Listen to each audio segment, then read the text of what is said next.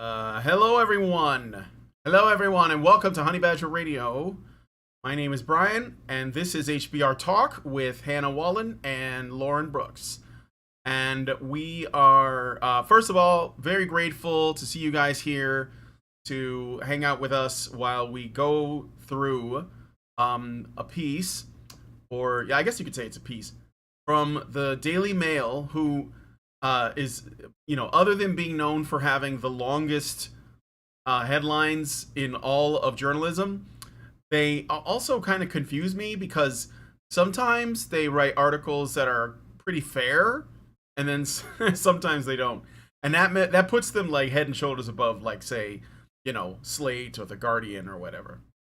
And they even have a whole feminist thing that they actually spell F-E-M-A-I-L. Yeah, female. So, yeah. I think it's exactly. So and it's just weird. Like, I think that they're trying to mixed bag.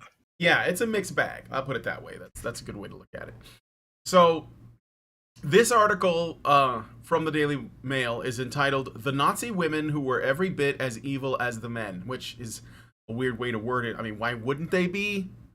Right. Whatever. From the mother who shot Jewish children in cold blood to the nurses who gave lethal injections in death camps. So, is there anything that either of you guys want to say before we get into the article? Like about spicy enough. Yeah, I submitted this article for us to go over this time, and I want to point out, because I'm sure anybody that looks it up is going to say, hey, this is from 2013. It is, but my attention was drawn to it very recently, and I hadn't seen it before, and I thought, you know what? I hear all the time from feminists about how the World War II was caused by men, and all of the Nazi atrocities were done by men, and men are the only people who do this kind of thing. And obviously that's not the case, and it wasn't the case in this situation, and it's important for us to understand, like, we understand that, but understand that the information is available, that we can show people. And going through this is actually a pretty gut-wrenching article when I read it initially, and it probably will again too. It made me sick.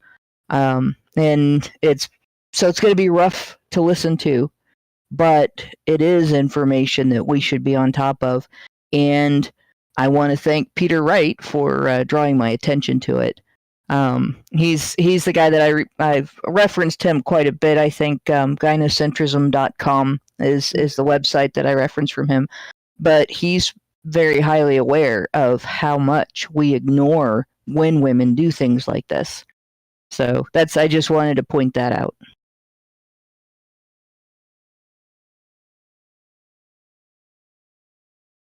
You still there, Brian? Hello?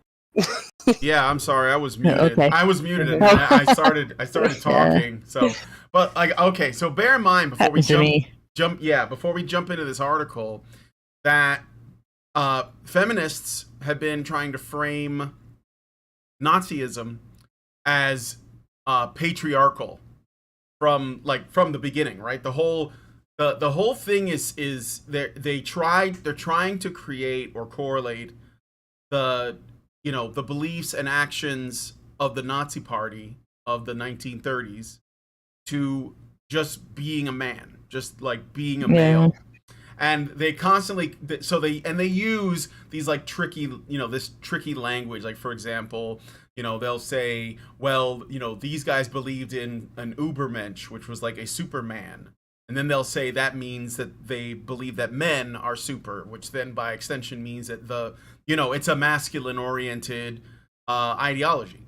And it isn't specifically, obviously, but this is the framing. So there might be, I don't know if they're going to do that in this article, but you guys know what I'm saying. There is a constant desire to link, whatever the worst ideologies are, which is Nazism seems to be the go-to these days, to masculinity.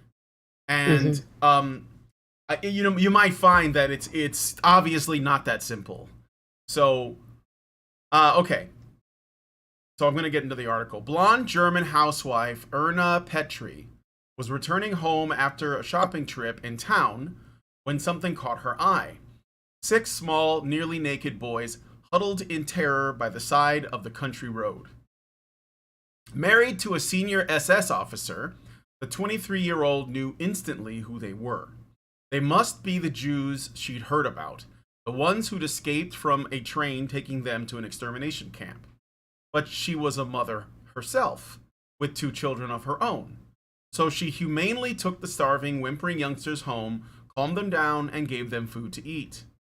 Then she led the 6 of them, the youngest age 6, the oldest 12, into the woods, lined them up on the edge of a pit, and shot them methodically, one by one, with a pistol in the back of the neck. This schizophrenic combination of warm-hearted mother 1 minute and cold-blooded killer the next is an enigma, and one that, now revealed in a new book based on years of trawling through remote archives, puts a crueler than ever spin on the Third Reich. Does anyone want to say anything to that so far? Yeah. This, like, it hits hard from the beginning. This really struck me. In order to do things the way she did, she had to have recognized, like, even though the prejudice that she had, that she thought of them as animals, right? But she still had to recognize them as vulnerable and deserving of compassion. And yet she took them out and murdered them. And all I could think of when I initially read that was 5 of those kids heard the first shot and knew what was coming. Yeah. Mm-hmm. And probably all 6 of them really knew because she lined them up in front of a pit. Yeah. Yep. And they had to be terrified. And they went to her, they went with her, and they trusted her because she was a woman. Right. Mm. Yeah. And that's one of our biggest mistakes in society, is teaching children that gender determines who you can trust. Mm-hmm. Mm-hmm. Because obviously they couldn't trust her because she was a woman. She did something incredibly heartless and cold-blooded, and like, I can't even imagine. Yeah. Right? But yeah, just one by one pointed a gun at children and shot them. And that wasn't a man that did that. That wasn't masculinity that made her do that. Mm-mm. That was hate. Yep. And hate lives in everybody. Hmm. And you gotta either suppress it or, teach yourself to diffuse it, which is the easiest and best way to handle it. Let it go. Let it, leak out and into the ground and be gone. Mm-hmm. Or you become this. And being female doesn't mean that your children can trust somebody. Yeah. So, and yeah, again, like, if women believe that what they're doing is, like, I don't know, like, they can convince themselves that it's worth it. It's especially because she might buy into all of the, or have bought into all of the rhetoric, right? It's easy for them to justify this kind of. Yeah. Just as easy as for anyone else, for what they think is the greater good. Exactly. Yeah. I mean, it's interesting because, I watch a lot of YouTube content, and, I'm still seeing people that are shocked and amazed by the fact that women have this violent nature, and it's like, yeah, like we've been talking about this for years. I mean, it's so very evident. It's like right in your face, but it has to be told to you and proven to you and shown to you with data and statistics for people to actually understand that, oh yeah, yes, women are just as violent and have the same capacity for violence, but it boggles the mind because we've just been we've just been conditioned to believe that women are just infallible. They can do no wrong. They're soft and they're sensitive. They're just delicate flowers and they could never hurt a person. And then something like this happens and it's like, whoa, where did this come from? No, like it's not. It's not new. And it was always there. Shit like this happens all the time. Mm-hmm. Like, we really don't even have to go to, like, female Nazis to find good examples, but like, you don't even have to go that far, right? You can find, like, women in your town that are cruel. But sometimes, it's helpful for people to see that, like, hate is a human problem, not a male problem or a female problem. And that's all that this is, right? I mean, like, it's more than hate even. It's like absolute dehumanization, because you can say, I hate spiders, and if you find there's a spider in your house and you like ask your husband to do something about it, and he'll come in with a paper towel and grab it and throw it out, and you didn't even have to kill it. And then you'll be able to get on with the rest of your life. But if it's like unworthy of your attention, or so like so bothersome that you feel like not only does it have to die, but you have to be the one to kill it, and you have to do it in like the most like heinous means possible, like you want to set it on fire or something. So it's there, and I think that's when it comes to the kind of hatred that this woman had. I mean, that, like, it's actually really weird that she would, like, feed them and then kill them. Maybe she thought she was doing them a mercy. I don't know. Maybe she just lured them in, with here's some food, and here, like Hansel and Gretel. Yeah, let's go out back for some dessert. Here's some lead. Yeah, exactly. Yeah, they wouldn't run away if she was kind to them first. Right. That's true. All right, so back to the article. Let's see. This schizophrenic... I haven't read this part. This schizophrenic combination of warm-hearted mother 1 minute, cold-blooded killer the next is an enigma, and one that, now revealed in a new book based on years of trawling through remote archives, puts a crueler than ever spin on the Third Reich. Because Erna was by no means an aberration, in a book she tellingly calls Hitler's Furies, Holocaust historian Professor Wendy Lauer has unearthed the complicity of tens of thousands of German women, many more than previously imagined, in the sort of mass, monstrous, murderous activities that we would like to think the so-called gentler sex were incapable of. What's interesting about this is the language, right? Mm-hmm.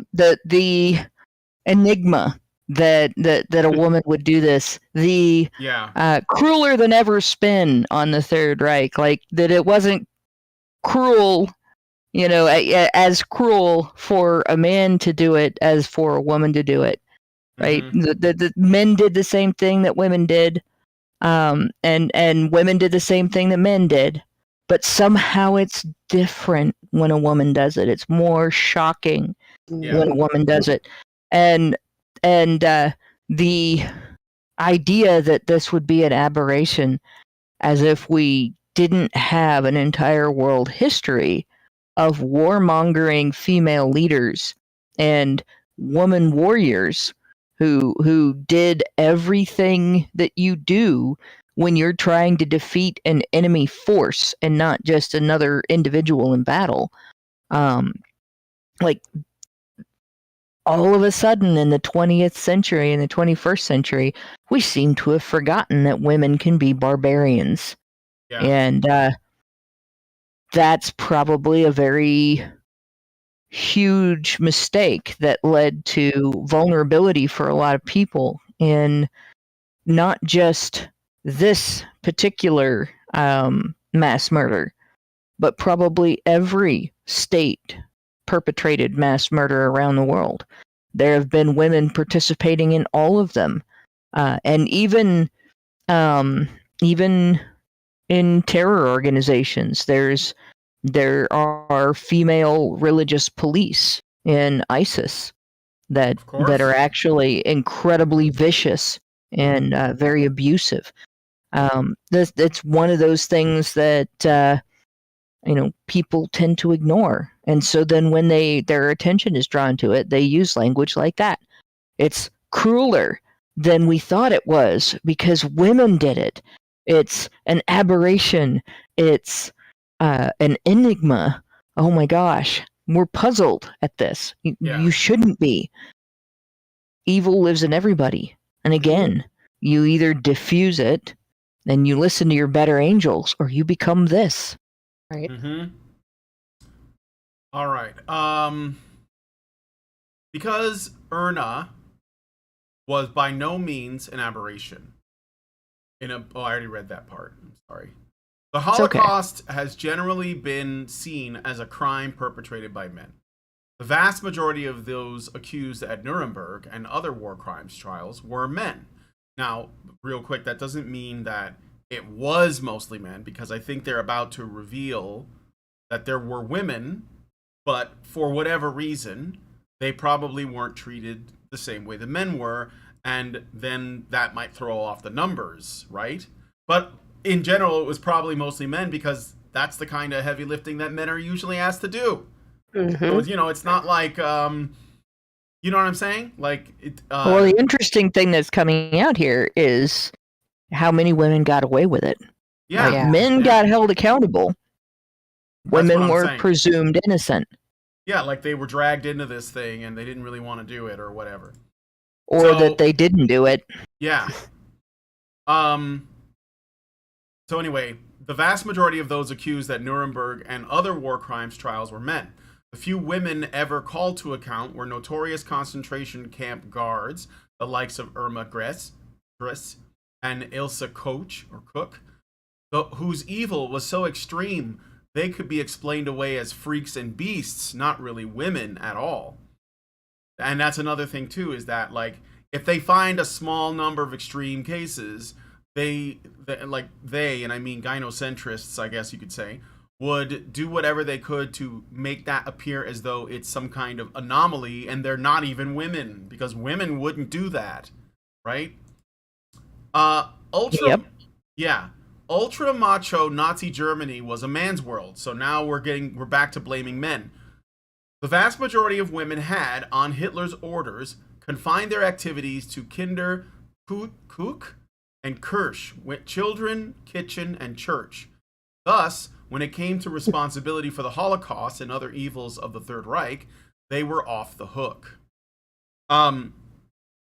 So I said this at the beginning of the show, and I wasn't sure whether or not this article was going to try and make this claim. But feminists are always trying to claim that an excess of masculinity leads to Nazi Germany. And you don't have to think too hard about this. Just go back to the election of 2016 and how were the people who supported Trump treated? And yes, they saw Trump as essentially like an avatar of masculinity. That's what they did. Okay, that's what they did. And so like they were like, "Oh, this guy is, a bloviating braggart with a lot of money, and he's always acting macho and all of these other things, right? Here like a list of his character flaws." And that's why he's basically Hitler, and that's also why so many men support him, because men ultimately support Hitler by being men. And that's what they were saying. Well, it's true. Like that's what they think. Yeah, that's what they think. But the truth is that how did Hitler get like into power? Who did he appeal to? And what did he didn't start by talking about eliminating Jews. That's not how his campaign started, right? No. He started by essentially making promises. Making promises for German people, because they got kind of fucked over after World War I. That's the truth. Like, it doesn't make anything that comes after that okay, but it's true that like, we treated them like shit after World War I. But and he got a tremendous amount of support from women. in Germany. Why? Because those women were essentially acting on a desire to just get what would benefit them. So if he promises social security and healthcare and all these other things, which I believe those are at least some of the things that he was promising, you know, Yeah, like, he was promising social programs. He was promising to bring wealth back to the nation, financial security for families, all the yeah, things that you promised to get women to either vote for you or support you. pressure the men in their homes to vote for you, or both. Yes, yes, yes, and that is, so if that's what Hitler ran on, that's not an ultra macho model, okay? Now, sure, once he got into power, he did, like, you know, say some things about the men because he needed them, right? Because he needed the men to fight in whatever his wars and his invasions. But what initially put him in the position to do it was women, and all he had to do, and this is a universal truth. Like, you can look at any election that's democratic where women have the vote anywhere in the world, right? And you'll find every politician, no matter what side of the aisle they're on, they try to appeal to the women. So, you know, like, of course they're going to do that. And the women loved him. I think there was actually like a kind of German feminist movement going on at the time. And there was also like an LGBTQ movement too. But I don't know if there's like a link or anything, because it probably wasn't as, like, say, mainstream as it is now. But the point is that there was a lot of like social, revolutionary things happening in Germany, and it was a bit chaotic, and people were looking to someone to help them, and Hitler came and said, I will do that, right? And it's okay for us to acknowledge that, this is what women do when they pay no price for the vote. They just vote for what they want. They vote in their self-interest. All right. So anyway, the few women ever called. Okay, I already read that. So thus, when it came to responsibility for the Holocaust and other evils of the Third Reich, they were off the hook. So this is the women. Okay. So they didn't and that means that if they did contribute to the Holocaust in some way, because supposedly Hitler told them to essentially just raise the children, take care of the hearth, and go to church, which is kind of weird because Hitler was not a Christian. He pretended to be one, but he wasn't. I think he was just using religion to essentially make women feel like he was on their side. But that argues lower is simplistic nonsense. Women were drawn into the morally bankrupt conspiracy that was Hitler's Germany as thoroughly as men were, at a lower level in most cases when it came to direct action, but guilty just the same. Well, that's kind of based. Ironically, where they say on a lower level, though, one of the interesting things about that is it's a lot more personal to line a group of kids up in front of a pit and shoot them one at a time than it is to herd a group of people into a building where they're going to die in there, but you're not directly involved. You just herded them in there. And that's something that you kind of have to pay attention to, because where there were lethal injections and things like that, women were involved. In terms of a lot of what took place in those camps where men were involved, unless they were, among the guards that were violent and abusive, and there were guards that were like that, obviously, it wasn't as direct and personal. And there's a level of intimacy in that. That's, if you've ever been in a conflict with a bully that beats on you, you understand what I'm talking about. You have to have a level of hardness and cruelty to be that person that you don't necessarily have to just shout orders at people and point a gun from a distance.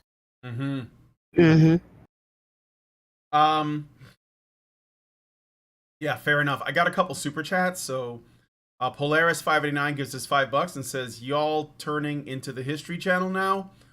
Yes. I mean, I have an interest in history.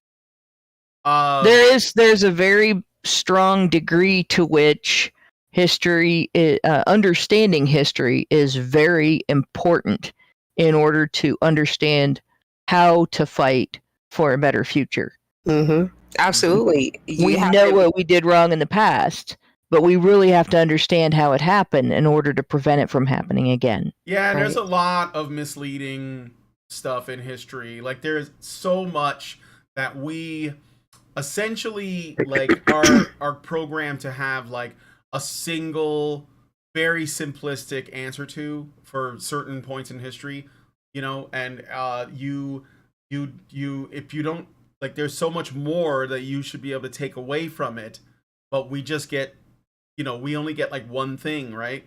And Right. it doesn't help us understand better, like, not just the historical period and all of the stuff that came with it, right? So you can't just like talk about slavery and then like the only thing that we are taught in you know, American schools is that slavery happened, it was bad, and it was basically racism. And like that doesn't explain enough. It actually really oversimplifies things. And that, what does that ultimately mean? Well, it ultimately means we don't really learn why slavery is terrible, because we don't. Because if we did, then there'd be conversations about, I don't know, slavery that's currently happening right now in, you know, in the world, right? But because we're not allowed to see it outside of an American context, because this is what the educators have done, we can't discuss it at all. So if I say, well, what about what's going on in China? Or what about what's going on in the Middle East? Or what about that's going on in parts of Africa? Well, there's human trafficking going on in the United States. Well, there is, but I'm saying, I mean, I'm saying that when we discuss things like slavery or human trafficking or whatever, it should be, it's helpful for us to understand the history, but it's most important for us to understand why it is universally seen as immoral. And the racial component of that is actually the least relevant. Because the problem with slavery is not the racism. The problem with slavery is the slavery. Right. So, this is why, like, you're seeing all of this, you know, hubbub around the Woman King, right? This new movie. Yeah. And I mean, it's so just patronizing, right? Like, you want a woman movie, you want a woman, you know, like a powerful woman. Here you go. Here's a powerful woman. Oh, you want a black powerful woman? Holy shit! Look what we got for you. Yeah. The whole time nobody's focusing on the fact that this is the tribe in Africa that actually sold Black people to the slavers. Yeah. You know, but everybody's so they just so want to be. They just want to be so just. Yeah. Oh my God! It's a woman. It's a woman king. Yeah, that's exactly right. They get sucked into, and again, it's because of this really oversimplified narrative about history, and that's just one example. So I think we were just responding to Polaris's super chat. What I want to point out in regard to this specific article and this specific history and the men's rights movement is this: if you read feminist descriptions of patriarchy theory, which they call it theory, but it's really just a conjecture that is unfalsifiable and therefore has never been proved. But they'll call it theory anyway, right? But if you look at patriarchy theory, you look at the description of what it is, what they're making claims about in terms of the relationship between men and women throughout history, and how men and women are positioned in society today, and so on. And then you look at diatribes from conspiracy theorists who are anti-Semitic, whether it's Nazis or modern anti-Semitic conspiracy theorists, historical anti-Semitic conspiracy theorists, because the Nazis were not the first people to come up with that idea either. They're the same, right? They're the same diatribe. They're the same story. The only difference is that the anti-Semitic conspiracy theory targets all Jews, whether they're male or female, and the patriarchy conspiracy theory targets all men, whether they're Jewish or Gentile, right? So, and you know, the Jewish conspiracy theory began more in a time period where people would have considered men to be in charge. And you can't really say men were ever in charge and women not, because men have always centered women's welfare and placed it before their own. So everything that men did when they were in charge was guided by women. It was for women's benefit. And you know, like, women were treated as more important. But really, patriarchy theory is no different than this idea that if you take this one group of people, this one demographic, religious demographic, and say they're responsible for all the evils in the world, it's the same story. Yep. And feminists talk about men that way, and it is socially accepted throughout our culture and has been for centuries. Yeah. Normally. We recognize the stupidity and the cruelty and the hateful nature of anti-Semitic conspiracy theories because of the mass murder that took place. We sure as shit shouldn't wait for that to happen to recognize that it's just as bad when it's done to men. Yep. The whole world will be in trouble if we get rid of that many men. Yep. All right. Thank you for the super chat, Polaris, and then Albert Nader Retro gives us $5 and says, between Carla Homolka and Krista Magnum, nothing surprises me where women are concerned. Sharon Osbourne joked about a man's part in a garbage disposal. Yeah, right. I remember that. Yeah, we talked about that. Yeah. All right. Well, thank you for the super chats. Now let me just double check the super chats because I didn't check them at the end of my last show, and I feel like there's probably some super chats waiting for me to read them. And yep, there are. And I messed up. So Amasang gives us $5. This is yesterday. It says, if you're in or around Florida and have a capable radio, the Hurricane WatchNet is broadcasting on 14.325 megahertz. Great Indoors gives us $5 and says, difficulties, Champagne, most appropriate song I could find on short notice. Meredith G gives us $5 and says, have a great HBR talk tonight. Oh, this is today. We'll have to catch it on replay because I have to lose at trivia tonight and socialize with people in the real life. Well, I mean, I think that's trivia. I think that is fantastic. Like, yes, if you can hang around with actual like flesh and blood people, you should do it because you know, COVID kind of messed us all up, and you know, it's not fair. So if you can avoid that, do it. Saying, but you should try to win if you can. Yeah, try to win if you can. You know, pick the subjects that you think you can knock out. Saying gives us $5. I'm sorry. No, it's okay. Go ahead.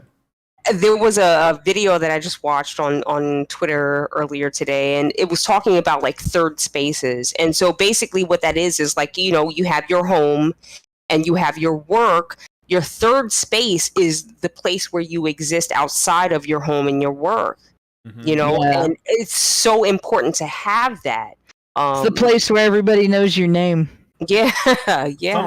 You know, when I was in, I think the third space was actually my apartment. I think it's because it's where everybody came to hang out. I had like the hub world, you know, because I didn't have kids. I didn't. My wife wasn't, you know, she wasn't a sourpuss about company. And so people would come to my, I guess that's because I didn't really go anywhere else.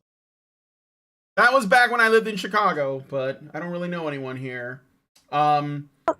Gotta come and hang out with you. All right, yeah, you Make a should. trip. You Yeah. should.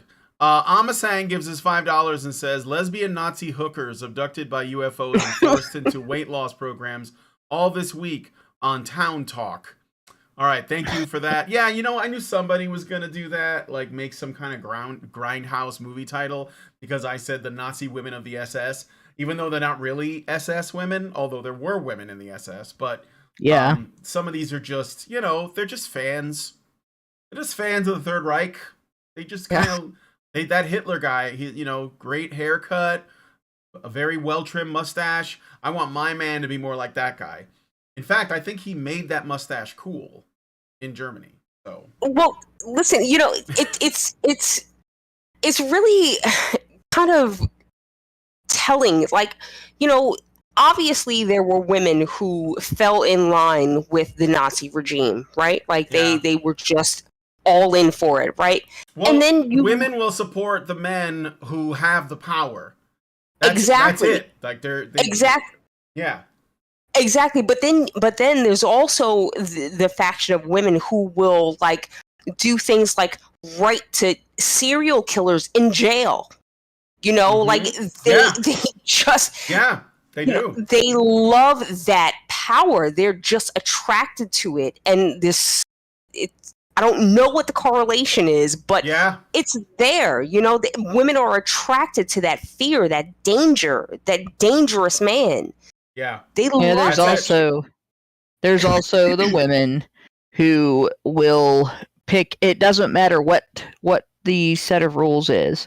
They will pick the set of rules that they can enforce, and they'll go by those rules. So if there is a faction that they can sort of support getting into power, that then will give them the ability to use a set of rules to position themselves above other people, they'll do it.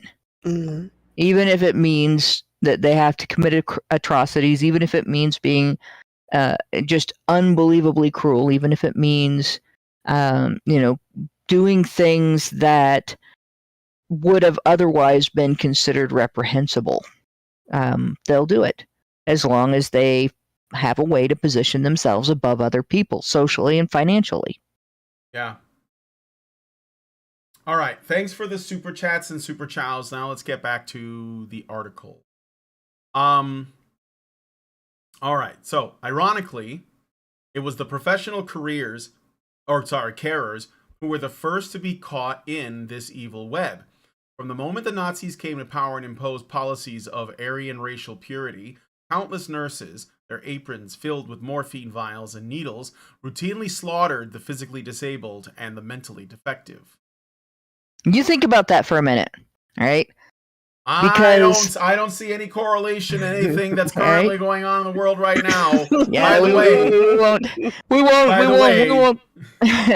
By the way, did you hear about what happened to Coolio? Yeah. Coolio, R.I.P. You know, in the gangster's paradise. Heart attack. That's all I'm gonna say. Yeah. So, but you think about this, because like these women can't even have been. They're not convinced that they're helping these people, right? They know they are killing people, and this is when you go into medicine. Even at the bottom rung, like I am as low down on the medicine totem pole as you can get. My initial training for what I do is 2 weeks long, right? So it's not like I get first aid training and I'm MedPass trained, MedPass certified. And I have continuing training, but so does a nurse's aide. They get 1 week more of training than I do. For what I learned how to do, for what my job is now, right? And I work with the intellectually disabled. I work with adults with disabilities that make it so that they can't just live on their own with no support. So these women would have killed the people that I work with. And normally, when you go into medicine, you go into it with the idea that your profession is going to be alleviating people's suffering. You're going to be helping people to get better so that they can get on with their lives after whatever malady they came to you with. You've relieved them of it. You've improved their situation. And these women went straight from that into killing. Right? That should have been a non-starter for them. Right. But it wasn't. Yep. Pauline Niesler worked at Grafeneck Castle, a euthanasia hospital in southern Germany, and toured mental institutions, selecting 70 patients a day. 70 patients a day. 70. At the castle, they were gassed, which she decided was not that bad because death by gas doesn't hurt. Oh my God. And yeah. Ooh, look at this. That's not a woman. Yeah, that's a woman. Yeah, I know it's a woman. I know. That's a German woman. That's what that is. That is a German woman right there. Meanwhile, midwives were betraying a whole generation of German women by reporting defects in unborns and newborns and recommending abortions and euthanasia as well as sterilization of mothers. So it's funny because it says here that midwives were reporting defects in unborns and newborns and recommending abortions and euthanasia. So when they could say they were identifying defects, but they're not saying that. They're saying that these women just reported it. And maybe, well, I don't know. From the outset, Lower concludes women made cruel life and death decisions, eroding moral sensibilities. A line had been crossed. It was no big step when the racial purification process turned to the final solution of exterminating millions of Jews. That Jews were the enemy and their annihilation the answer was taken for granted by millions of women who would later deny knowing what was going on under their noses. Yeah. It's interesting that she says it that way. A line had been crossed, right? Yeah. As if this was not, this was unusual female behavior prior to this decision to do it to the Jews. When in fact, when there is tribalism between demographics of people, it is usually driven by the women or centered around fear mongering in regard, to the safety of the women. The men of the other tribe, whatever the other tribe is, are dangerous to the women of the fear mongering tribe that's dehumanizing the other, right? And that's the idea that this was something different among women is going to get expressed over and over again in this article. And the more I hear it, the more I read it, the more I think about how dangerous that sentiment is and how much of a threat it is to us in our society that we can't recognize that women have the capacity to influence the people around them, that women's actions matter, that women's statements matter, and that when women do bad things, people are harmed by them, and it matters. And this article is in part this writer marveling at the fact that women could do such bad things and that it mattered. Yep. Okay. Lower, though, dubs them as primary witnesses of the Holocaust. I guess Lower is a person who sort of was quoted. Witnesses, right? Everything that she's described here is doing. They're not witnesses. They're perpetrators. Right. This is perpetration, not witness. Right. Yeah. But they're primary witnesses. Yeah. The worst outrages took place in the Wild East, Hitler's newly acquired by military conquest territories in Poland, Ukraine, and other parts of overrun Russia. At least 500,000 young women joined in this colonization process and became accomplices to genocide on an unprecedented scale. A mass of secretaries, for example, typed the orders to kill and filed the details of massacres. This placed them at the very center of the Nazi murder machinery. But they, like so many others, chose to shut their eyes and benefit from their proximity to power. You think about that. Yeah. When you type something, you read it. You can't type something without reading it. So they knew what they were typing. Mm-hmm. Oh, yeah. And at no point did any of them say, I can't do this job, right? Yeah. Or at least not enough of them to keep it from getting done. Think about that. And then, while you're thinking about that, go watch the movie Schindler's List. Mm-hmm. Yeah. Because that's a man who decided, all right, I'm going to, in quotes, do this job, right? But I'm going to sabotage it and make it not work because I don't want the Nazis to succeed in what they're doing because it's wrong. I'll use my position to save as many people as I possibly can. And in the meantime, I'm going to make bullets that don't work.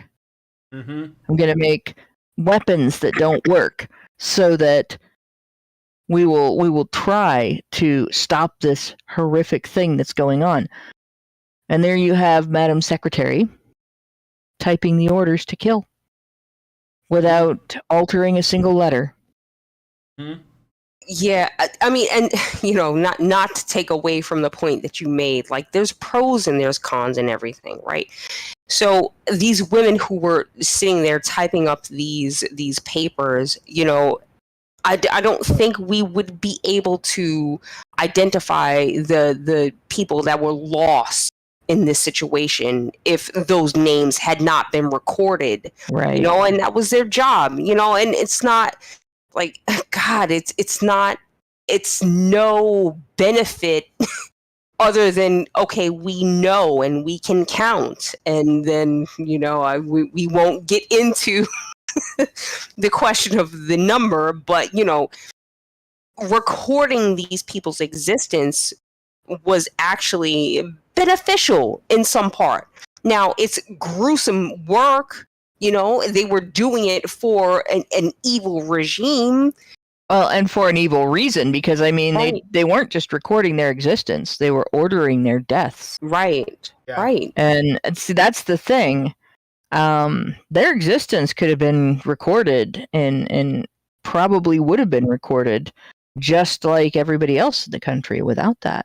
Mm-hmm. But, and when we look back in history and we look at the Nazis that went on trial for the atrocities they committed, people who are identified as guards in the camps, people who are identified as workers in the hospitals, quote, hospitals, where they killed people, and the people who worked on, experimenting on children and so on.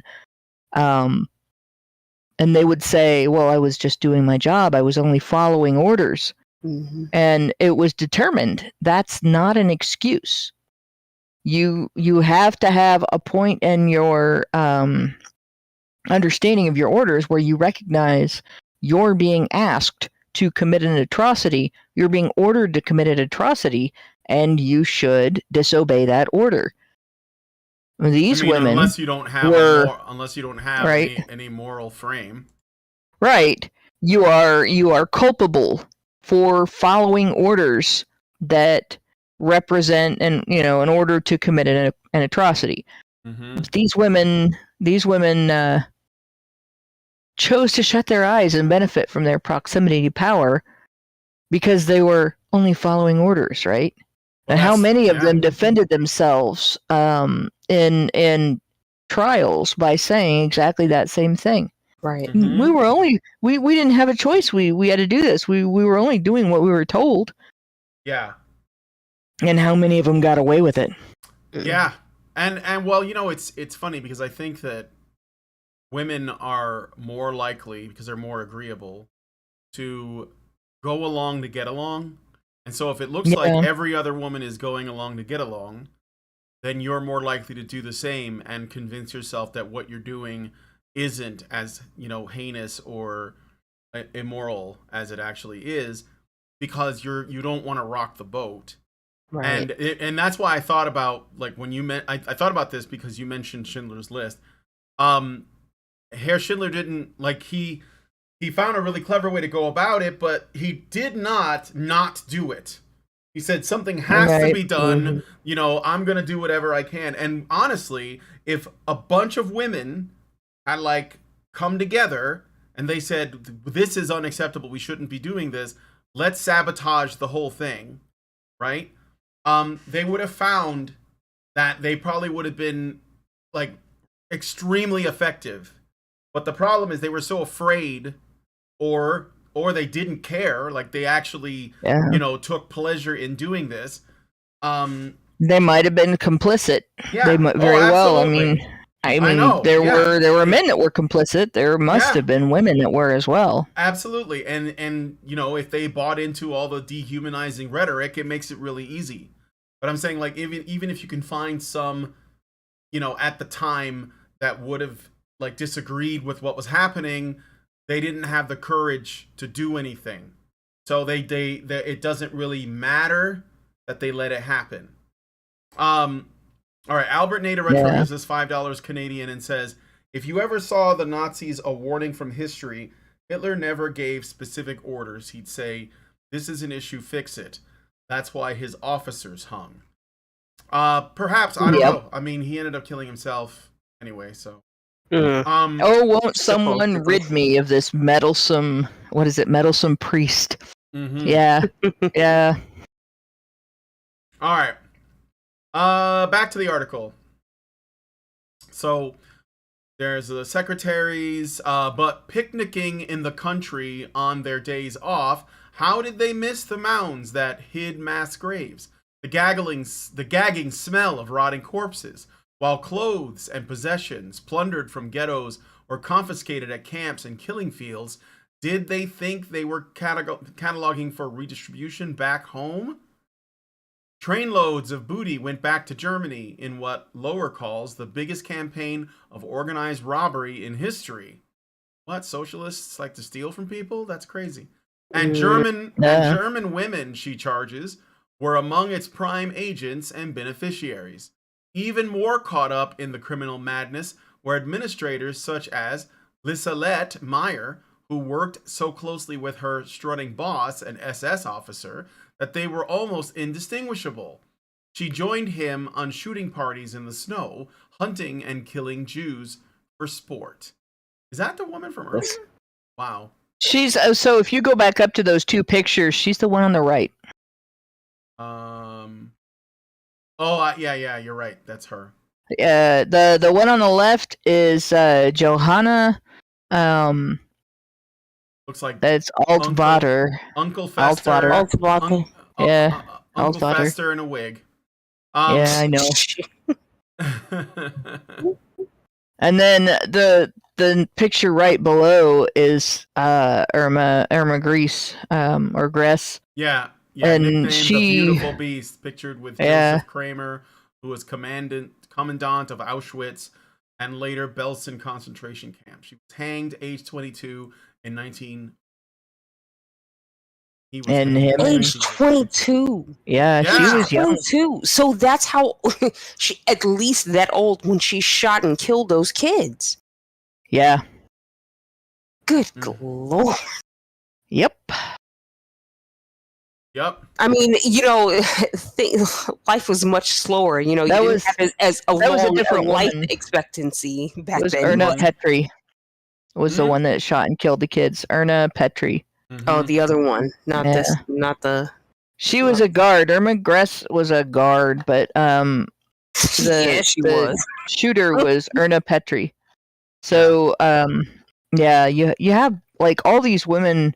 There were quite a number of them, and again, these are women who believed in the cause. because they would not have done these jobs if they didn't. They had every excuse in the world not to. No, we're supposed to stay in the kitchen and go to church and stuff. We don't get involved in this, right? But you really would have to be an ideologue. You'd have to be a fanatic to want to do what these women did. There is no excuse. Yeah. They were not just following orders. They were giving them. Mm-hmm. Fair enough. In the early phases of the Holocaust, massacres were generally by shooting. In her area of Belarus, she coordinated the arrangements with the executioners and even decided who lived and who died. Well, I imagine eventually they all died. She spared the life of the Jewish woman who did her hair, while another secretary... Typical female. Yes. While another secretary removed from a woman from the death line, so removed a woman from the death line, who hadn't yet finished the sweater that she was knitting for her. Mm-hmm. Yeah. Again. Secretaries had another important role too. After each operation, it was usual for the SS killers, many of them drunk on schnapps, to seek solace in the woman's quarters, whether for sexual release or a shoulder to cry on after the exertions of mass execution. So these are men that were troubled by all of the killing they had to do. In support of the men, women even manned refreshment tables during executions so the killers could take a break. It was a hard day's work. Yeah. Do you have some lemonade? I mean, I could see things becoming so psychotic that that's normal. And that's basically what it is, right? Yeah. But even the men, on occasion, became exhausted by this. I don't know if it was emotionally exhausting or they're just like, my trigger finger is so tired. I don't know what it is. You know? I mean, that's hilarious. But I mean, obviously, it takes a fucking toll on you. It's you got can't to. Take a life. Even can't with take Nazis. A life. Shocker. Right. Yeah. Like you don't take a life and that doesn't leave an imprint on you for the rest of your life.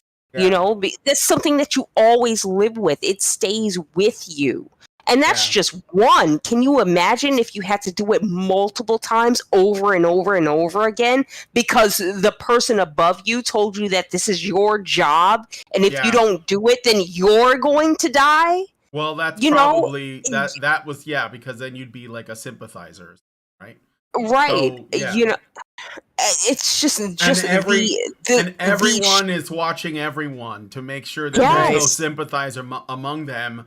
So there's like a constant threat, you know, from your peers and to do what you need to do. Yeah, and there's something that this woman missed, I'm sure, in this article at least, if not in the book. Mm-hmm. And that is the women whose job it was to be there for these men to seek solace with, whether it's, you know, holding their hand and listen to them talk about their day or whatever, they would play another role too. They would be the ones to figure out if a guy was starting to show weakness in regard to the cause. Is this upsetting him so much that he's going to turn against the cause, that he's going to turn tail and run, or turn against and help the enemy, or start helping people escape, show mercy, whatever? Is he going to crack? Because there's no way that there would have been a group of women put in that position without being tasked with that. Mm-hmm. Yes. All right, back to the article. But much worse than these active accomplices were the women who killed, often the wives of SS officers. Erna Petri, callous dispatcher of those 6 Jewish boys, was one such frau. She had followed her husband to Poland and lived in a mansion overseeing a vast estate for the Race and Resettlement Office of the SS, with subhuman Slavs as slaves. Yes, remember they killed the Slavs too. Mm-hmm. Another SS wife, Liesel Wilhaus, wife of a camp commandant, used to sit on the balcony of their house and take pot shots at Jewish prisoners with her rifle. Also in Poland was Vera Woolhoff, whose husband Julius commanded a police battalion ordered in 1942 to round up 11,000 Jewish inhabitants of a small town for transportation to Treblinka for liquidation. She sat by her husband in the front seat of the lorry that led a convoy of killers to the town and stood in the market square brandishing a whip as nearly 1,000 who resisted the roundup or collapsed in the summer heat were beaten to death or shot. She was pregnant at the time, a further incongruity. Again, with the supposition of incongruity. Like, just because she's capable of doing womanly things, somehow she can't also be a monster. As if only men can be monsters. When in fact, being a monster is a perfectly human trait. Yes. When you let go of the things that make you human. Mm-hmm. Man, these are some severe looking German women. I just like, woo! Like, yeah, you almost expect to put a sign above their head, make them that parody picture from the Temperance Society. Lips that touch liquor will never touch ours. Yeah, I wonder, like. That's fine because half these bitches ain't got lips anyway. What the truth? I know. Well, that's German women for you. Yeah. Well, what I was gonna say is, I wonder, like, if they thought that what they had to do, you know, and what they did was like evidence of female empowerment, because I wouldn't be surprised if they did think that. Yep. Like, you know what I mean? That they would see it as a victory for women to essentially let, like, Nazi men were like, how about you, like, go into the town square with this whip and see how many Jews you can kill. Whatever. And they'd be like, oh yeah, I finally have a chance to prove myself as a woman. I wonder if they thought this is a feminist act. Oh, I'm sure they did. Yeah. They probably thought that they were advancing femininity quite a bit in behaving this way. Yep.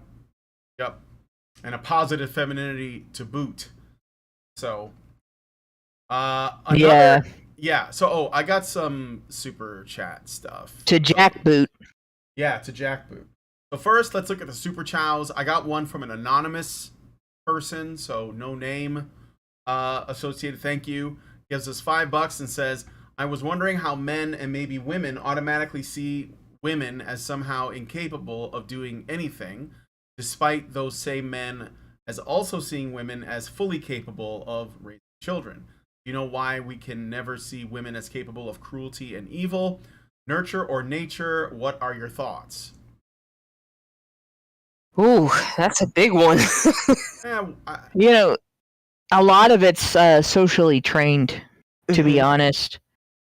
People make assumptions about men, and like, men view other men as more of a threat for a lot of obvious reasons. Like, men are bigger and stronger on average than women. Men are more likely to be the ones doing the aggression if there is tribalism and aggression between the tribes. Men are more likely to be the ones that are the cannon fodder that gets sent out to fight with each other. Yeah. Where women are more likely to be in the background, you know, going, hit him. But and don't you come back here alive, you know, if you don't kill him. But that's it's deceptive, because standing in the background and yelling that stuff, standing in the background and cheering on your side to kill more is just as evil, and in fact maybe more evil, because you're sending somebody else in to die, you know, where you wouldn't, right?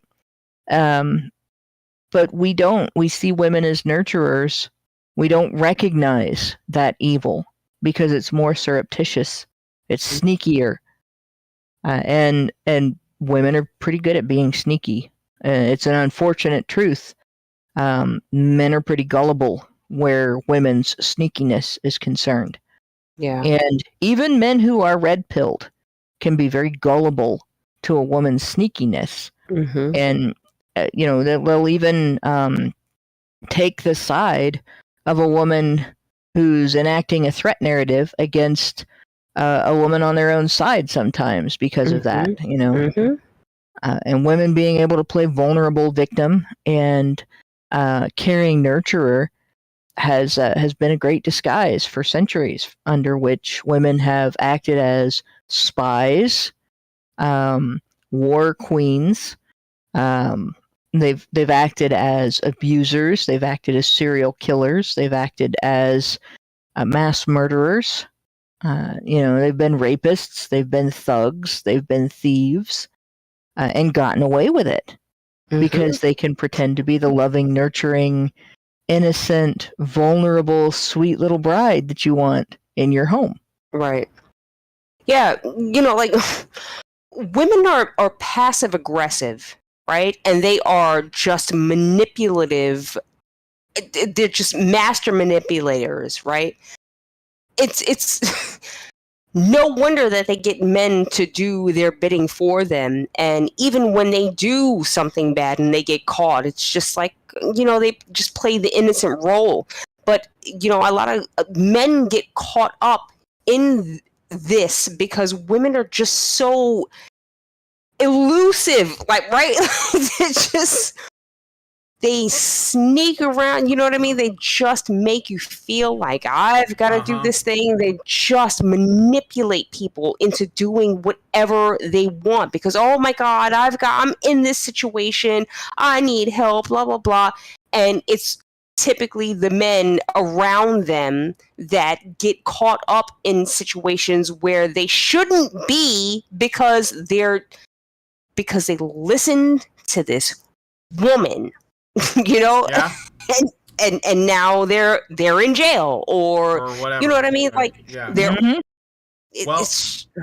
I just want to put my 2 cents in.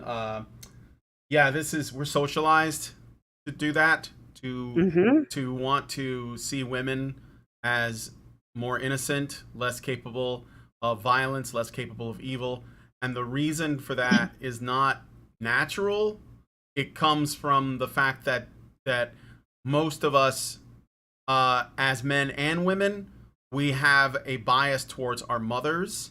We don't see like the abuse or potential abuse or evil that our mothers have done to us and how they've traumatized us. And if we don't know our fathers, which most of us probably don't, or we have an estranged relationship with them, or maybe he was around but he wasn't really involved in our upbringing or whatever, we're not going to learn from men what we need to be able to look at women for what they are. And that's the really tricky part, is that it's a man who knows how to establish boundaries with his wife and in his family, and maybe he's like the head of the family even. I know that sounds like a tradcon argument, but if those things are in place, then the children of that man are less likely to become like essentially woman worshippers, because what they're worshiping is their mother. And a lot of people don't know how to engage in mature relationships because they end up becoming like a mother-son relationship. And of course, the woman becomes resentful. The man doesn't, he doesn't know what he's looking for because he doesn't see a model for male behavior. So it's like, it's a combination of things that has built over generations. And that trauma has to end. And then you'll see, when you're able to say no to a woman and she throws a tantrum and you just walk away and don't bother to apologize or cave or anything, then you have made it. That's basically all it is, in my opinion. And that's where it starts. Men have to start saying no to women. And if they get mad, fuck them. And women have to start standing up and being accountable too. So, yeah. For instance, in the TradCon submissive wife thing, right? Those women are not submissive. They are manipulative and controlling. Very often, they try to put it crassly, they try to top from the bottom. And so, on paper and verbally to everybody else, the man is the head of the household. But he'd better make her happy, or she's going to make him miserable. If you are a woman who wants to be married to a man who is head of the household, you let him be head of the household. Do not manipulate him. Do not tell him he's on the couch tonight because you're mad about something that he did. Do not let him trip and fall and then act superior because you didn't tell him that there was something in front of his feet while he was watching out for you. Mm-hmm. Right? That's not being a submissive wife to a husband who is the head of the household. That's being an asshole. And you're not righteous when you do that. You're self-righteous. Mm-hmm. There's a world of difference. Yeah. But unfortunately, there's a world of women who think that makes them special and superior. Mm-hmm. And it's not to say that there are not relationships where the woman might defer to the man, and she's genuine, and those people are happy. That those relationships may exist, right? But I think that's very rare. My parents were sort of like that. Most of the time, there wasn't deference. There was discussion, and they were both highly intelligent people, so they would discuss a problem.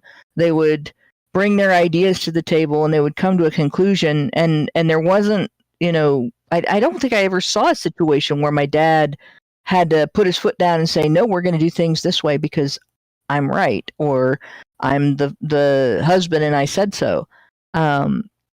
They usually came to the same conclusion, and it was usually for the same reasons. They had the same goal in mind. Mm-hmm. And but if at some point my dad had said, look, you're not understanding the situation, there isn't something that you're missing something here, and we're going to do things the way I say we're going to do because I'm head of the household, my mom would have backed off. Yeah.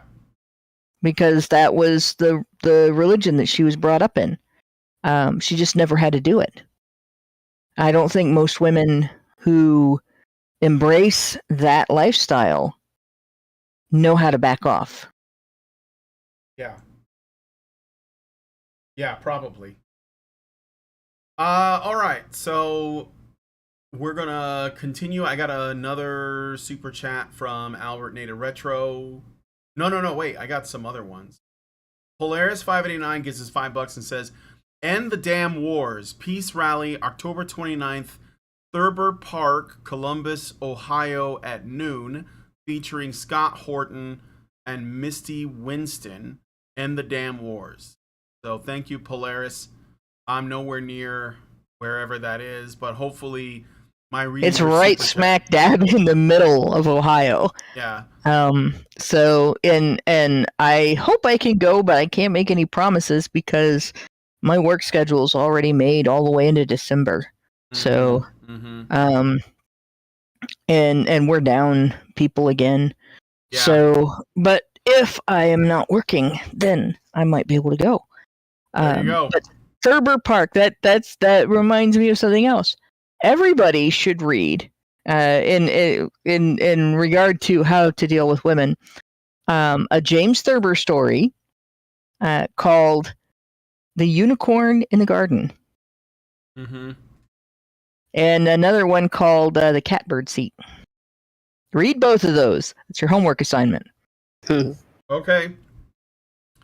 All right. Well, thank you for that, Polaris589. Albert Nader Retro gives us $5 Canadian and says, funniest comment made by a feminist. Quote, in my own life, I don't have intercourse. That is my choice. Andrea Dworkin. So many heartbroken men wept. Yes, I'm sure that they did. Yeah, all right. that was totally, completely her choice. Yeah, They absolutely. wept guys. with laughter. Yeah, yeah. And then I have another super chow from Zapier or the anonymous, and I think it's the same person that sent the last one. Adding to my previous super chow, it was $5 by the way. I think I've been thinking about a hypocritical duality of women. Imagine an all-female society completely divorced from men for generations. Well, that wouldn't last. Wouldn't even last one. But let's imagine it anyway. And there are women clinically diagnosed as mentally stable. Despite all the evidence and women who discipline other women, I somehow feel the abusive, murderous women will be quickly expected to be seen as innocent despite the lack of men in all of their lives. No, I think that if it comes down to it and women are feeling harmed, they're just gonna find a way to dehumanize the women that are causing them distress, and probably they'll try and get rid of them. But they're, I don't know, like that's a hypothetical that I don't think I could get into because like without men there'd be no society. Like we'd be gone in like less than a generation because there's no men. So Right. I don't see how like there could be any all-female society. I understand what you're bringing up as far as like a hypothetical, but like the thing In is reality, that yeah, like well the thing is too is that women we can't even begin to formulate what a society might look like if it was only composed of one sex, whether that's male or female. And the reason is because there's never been one. And men and women are not like, we're not separate. We're intertwined. Like and this is the thing that feminists don't want you to, they don't want you to acknowledge, but it's reality. And I think that most people do. Men and women move through the world in part because of the opposite sex. Like it's like the reason we do anything almost. Not just men who basically like, they make advances in technology, they build things, they essentially set up things like the, debates and philosophy and laws and structures and engineering and food and architecture and agriculture and everything. Men are building all of that for the comfort of women. And women are the ones that are rewarding that with reproduction. And that's like, and without both of those things, neither would happen and we'd all be dead. Because if men didn't think that they could be, like, that they could find a woman who will carry on their genes, and he came to the realization that he'll never get that, then he's not going to try, so he's not going to do anything. And why should he? He's not benefiting. But at the same time, women are doing the same thing with men. And I don't think you can separate those things. Like we can't be defined or observed in a vacuum, because without women to essentially get men to do shit, men aren't really going to do much except with the minimum they need to survive. And without men to essentially like supply women with things, women aren't very useful. Sorry. Actually, I kind of tend to agree with Camille Paglia when she said that if women ran the world, if women ruled the world, we'd all still be living in grass huts. Because if women ruled the world, and women are the ones whose benefit everything is for, you can't really say without men existing, because you have to have both sexes in order to make babies, and we would be gone in a generation if we couldn't do that, right? But women aren't dedicated to other women. What she figured out is that women wouldn't do things for each other's comfort. Men do things for women's comfort, but women would be sabotaging the shit out of each other all the time. Yeah. Also, men would also be cooperating with other men because they would think, well, if I build a house by myself, then I'll attract a mate who wants to live in that house. But if I work with 100 other men and we build a neighborhood, we can build better houses and we'd all get women. And Which is why, with men in charge, we ended up out of grass huts. But the thing is, if women were the ones giving the orders and saying, we're going to do it this way, then they would just make the men build the huts. Right, just the way they said. They would not let men be creative. They would not let men have ingenuity. They would not let men do any of that. But we probably should continue this article next week. Yeah, I think so too. So I'll stop after this this photo of these really handsome Nazi ladies, and I'll remember this for next time. And yeah, we'll go from there. I think I read all the super chats and super chows, so thank you guys so much.